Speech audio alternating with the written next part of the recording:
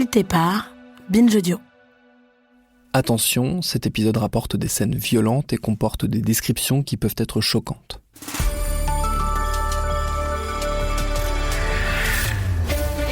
Le journal, Olivier Bénisse, bonjour. Bonjour à tous. Opération en cours à Falloujah en Irak donc, mais aussi à Raqqa en Syrie, la capitale autoproclamée du califat selon l'organisation État islamique.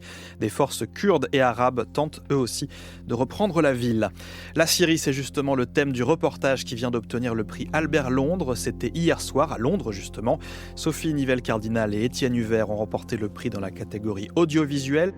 Porter la plume dans la plaie, la célèbre phrase d'Albert Londres prend tout son sens face au travail de Sophie Nivelle-Cardinal et Étienne Huvert.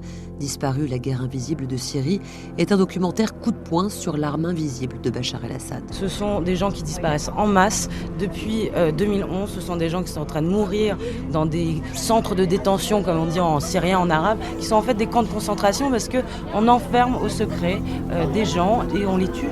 Il faut témoigner coûte que coûte, oui.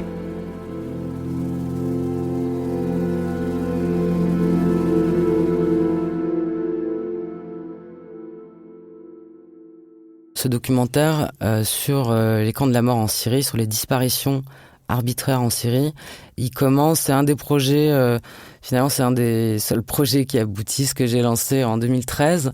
Ça vient d'une discussion avec mon confrère Étienne Huvert. On est d'accord sur le fait que la Syrie peut pas devenir un trou noir de l'information parce qu'on peut plus aller là où on allait précédemment, qu'il faut continuer à raconter l'histoire. Étienne, mon confrère avec qui j'ai fait ce documentaire, il avait été très intrigué par ces familles qui cherchaient des proches qui avaient disparu. Moi, j'avais régulièrement été témoin soit de gens qui étaient dans un état, mais je me souviens d'un homme à Alep et qui était arrivé en haillons, complètement décharné et qui était terrorisé. Et en fait, il sortait d'une des geôles. Il y avait les frères de Noras et de Youssef qui avaient disparu. Et donc, j'avais assisté à des négociations pour qu'ils les retrouvent, des paiements, des négociations d'argent, parce que il y avait aussi beaucoup de négociations là-dessus.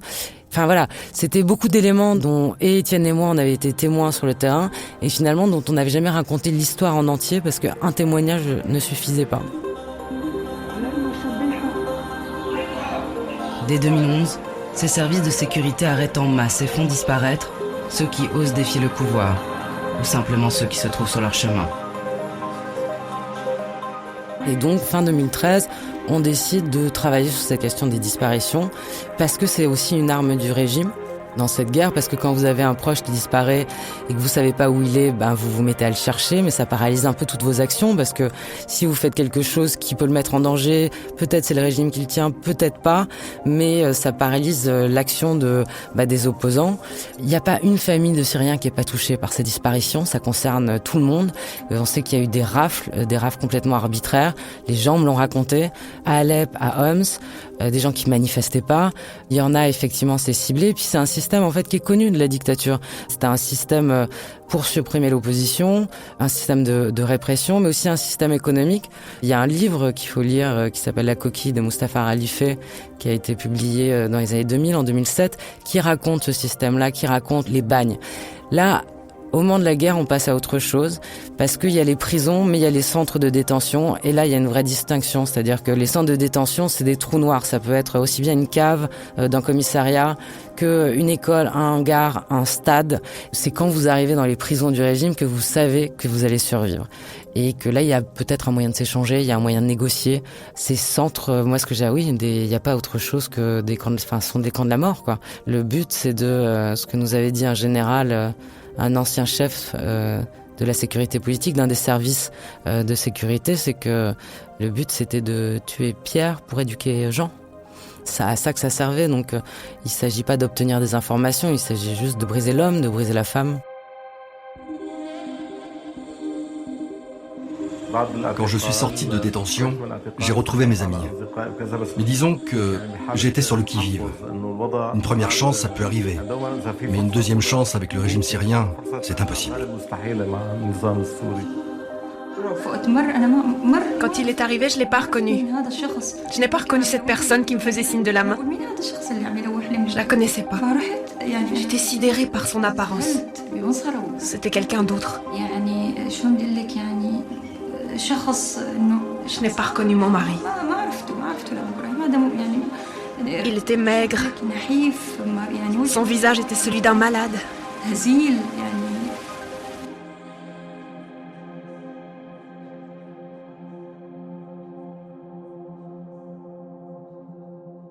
Tout ça malheureusement n'est pas nouveau et ça existait sous le régime nazi. C'est le décret Nacht und Nebel qui est donc Nuit et brouillard qui date de 1941, qui est de faire disparaître les opposants et de les détenir au secret absolu. Mais c'est extrêmement cruel. C'est extrêmement cruel.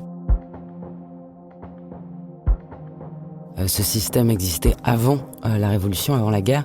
Après les prisons, donc il y a une distinction entre les prisons, les centres de détention, mais ces prisons, elles ont joué un rôle parce qu'au moment des premières manifestations, au printemps 2011, le régime va libérer beaucoup d'islamistes qu'elle détenait dans les prisons. Et on va retrouver ces islamistes après à la tête de certaines brigades, des brigades salafistes, de brigades de Jabhat al-Nusra, d'Al-Qaïda. Il y a un chef très connu de Jaish al-Islam qui à un moment donné était une brigade très très importante, Zahran al-Ouch, qui était détenu dans les prisons de Bachar al-Assad du régime et d'ailleurs qui était connu en fait comme une balance à l'époque. Donc ces prisons, elles ont joué un rôle et le régime, il l'a sciemment, ça a été une stratégie pour empoisonner finalement la révolution et ces manifestations. C'est pas nouveau, hein. On sait que déjà au moment de l'invasion américaine en 2003, c'était un centre de recrutement en fait Damas et envoyait les djihadistes même sous le nez des Américains. Les recrutements se faisaient même devant l'ambassade américaine à Damas pour les envoyer se battre en Irak. Donc ce machiavélisme du régime, il est connu en fait. Quand la révolution a pris de l'ampleur, il y a eu des ordres. Faites ce que vous voulez pour éteindre cette révolution, pour que le régime garde sa force et sa terreur.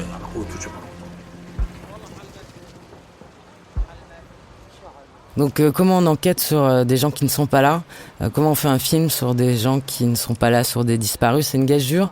Quand on a commencé à se dire qu'il fallait enquêter là-dessus, faire un film, quelques semaines après, c'était en janvier 2014, il y a des photos qui sortent d'un photographe du régime syrien qui est exfiltré et qui sort avec plusieurs dizaines de milliers de photos, des photos de cadavres avec des numéros. Là, c'est une preuve, c'est un élément de preuve. En tout cas, nous, on se dit effectivement que ça va faire partie de notre enquête. Et puis, un an après, quand on commence vraiment le tournage et à enquêter, et etc., là, il y a des gens qui sont sortis, qui ont survécu et qui sont capables de raconter. Et donc, il y a des témoignages directs. Quand je suis arrivé à l'aéroport de Metzé, ils m'ont emmené dans la salle d'interrogatoire. D'abord, on te met un bandeau. Tu ne vois rien, tu entends seulement. Ensuite, on te déshabille. Tu n'es plus qu'en sous-vêtements. Là, on m'a dit, écoute, te tuer pour moi, c'est plus simple que boire une tasse de café. Peu importe ce que je dis, ce que les autres racontent, rien ne décrira exactement ce qui se passait là-bas. Ce n'était pas l'enfer, c'était pire que l'enfer.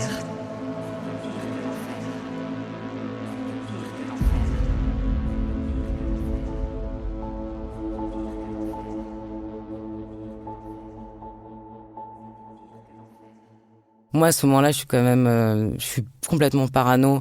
C'est-à-dire que pendant des années, je n'ai pas dit le mot Syrie au téléphone, ou j'ai pas même écrit ce mot-là par email ou par message. Donc en fait, on fait que des rendez-vous en tête-à-tête, ce qui implique d'être avec les gens dans différents pays. On passe beaucoup de temps, et je pense que c'est ça Souvent, on nous demande comment vous avez trouvé. On y passe du temps, et ça, c'est le vrai luxe. On passe une année entière à travailler là-dessus, à trouver des gens, des témoins. Moi, j'étais obsédée par le fait de trouver des gens qui avaient participé au système. Je voulais pas seulement, oui, c'est important et c'est nécessaire, et ces témoignages de survivants sont nécessaires, mais il fallait aussi des documents qui prouvent que ce qu'on racontait était un système. Pour moi, cette parole de victime et de survivant, elle est d'autant plus forte qu'il y a les gens qui ont participé au crime. Ça rend d'autant plus réel la parole des victimes qu'il y ait des bourreaux qui parlent. Quand j'étais chef de branche, j'avais des détenus. Oui, il y avait des détenus, chez moi et chez les autres. Ils utilisent toutes les méthodes de torture. Il y a des outils pour ça. Le bâton, le fouet, la roue, La chaise allemande qui te casse le dos, le tashbih, on te suspend au mur ou au plafond, l'électricité. Quand tu interroges, tu dois utiliser toutes ces méthodes. La question ne se pose pas.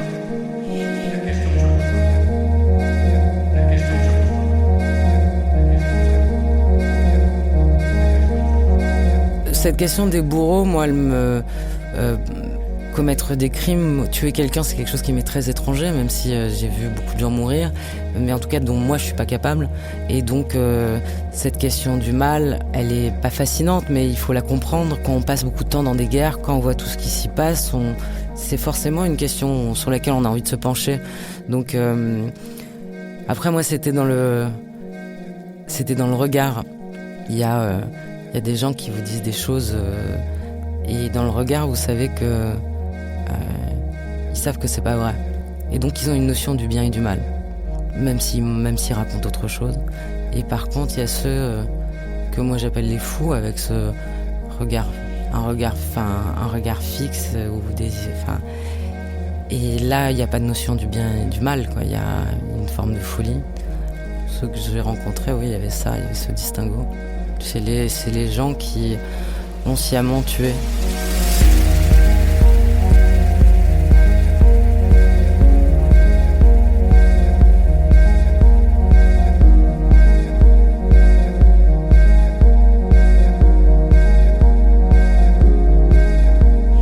Après la question, on ne sait jamais pourquoi les gens vous parlent ou acceptent de vous parler.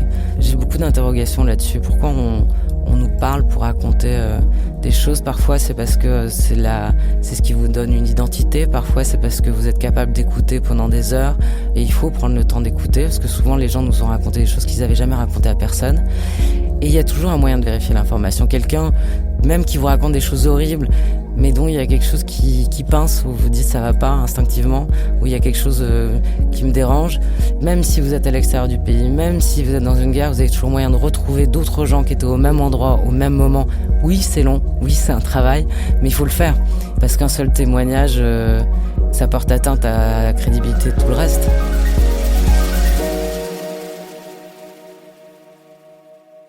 Moi, je compare toujours le news. Le news, c'est du 100 mètres. Il faut mettre une énergie folle très vite, souvent dans la journée, alors que faire un documentaire, c'est de l'ordre du marathon. Il faut tenir la longueur.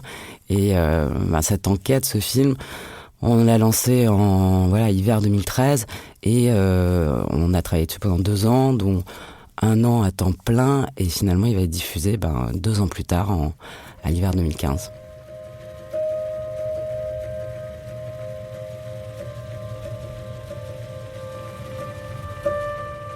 C'est un film que j'ai pas revu depuis des années, que je voulais pas re-regarder. Les Disparus, ce documentaire. J'avais pas envie de revoir cette histoire parce qu'elle continue en fait, rien n'a changé et que ça me dérange que ça continue. Et je l'ai revu là pour ce podcast.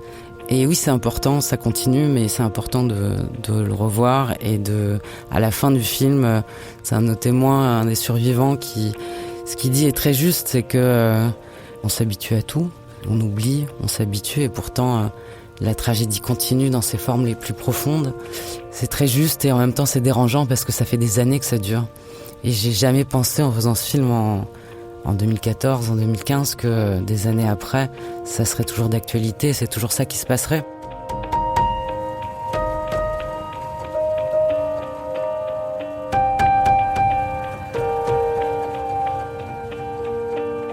Quand le documentaire est diffusé, juste après, quelques jours après, il y a les attentats du Bataclan en France. Et évidemment, c'est l'histoire, en fait, ce qui va se passer, c'est que c'est l'État islamique, c'est l'histoire de l'État islamique qui va prendre le dessus dans l'actualité. Et c'est ça qui va intéresser les médias occidentaux, intéresser l'Occident.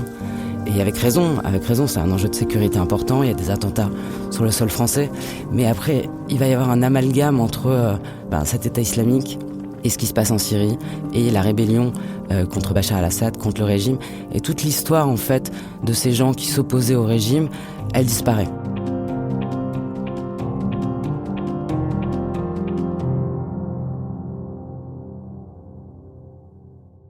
Au moment des attentats, et Charlie Hebdo et Bataclan, j'ai beaucoup de messages d'amis en Syrie qui trouvent ça désolant, qui sont tristes, qui m'envoient des condoléances.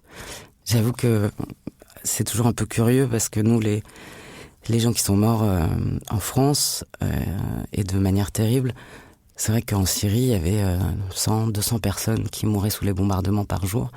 Et j'ai trouvé ça très touchant que ces Syriens m'envoient des condoléances et s'inquiètent de savoir si tout se passait bien ici.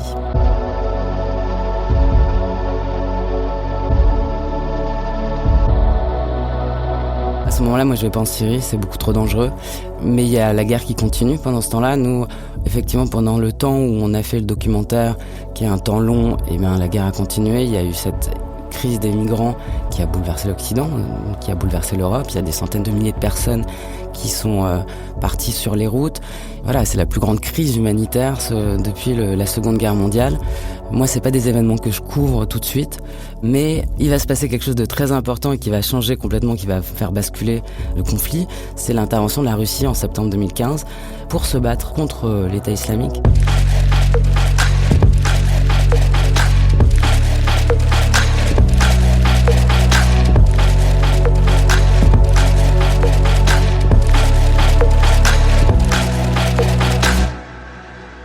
À suivre.